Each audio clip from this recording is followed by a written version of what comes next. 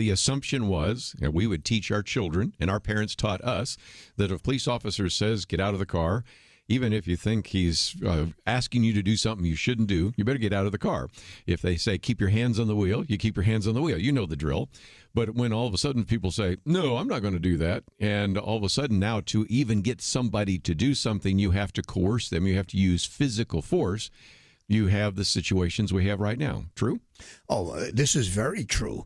I will say to you that in Dallas, I would say the policing function in Dallas is, to some degree, shut down. Mm-hmm. Let me make a point, because this is very, very talked about right now, and I'm referring to the Citizens Review Board. Review Board. I was going to get to that, so I'm glad you brought it up. I've got to tell you, and I'll say this on the 27th of February before the City Council.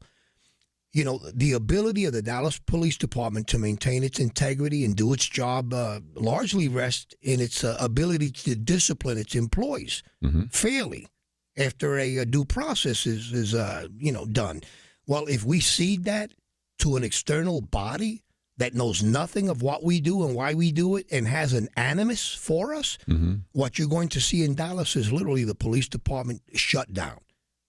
And I don't understand where really and I say this, I know it's true, the fact that we haven't done a good job with that rests with the chief and the command staff. And Kerby, I went to the FBI on a chief. I know you did. Yeah, alleging criminal conduct.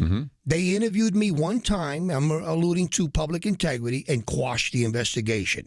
So where does the lack of transparency rest here? With the higher up, certainly not with the rank and file. So my question is, number one, will a policy like this work if you don't democratize it? You're telling me you're going to watch the rank and file for their conduct violations. How about the chief and the command staff and others? Are they going to be absolved from what's happening? And to touch upon Kevin Felder's situation now, he's a sitting councilman, and he's being investigated for a hit and run. That's people right. are watching that. That was in the news, yes. Yes, sir. So people are watching that. Are we going to democratize accountability or just talk about the police?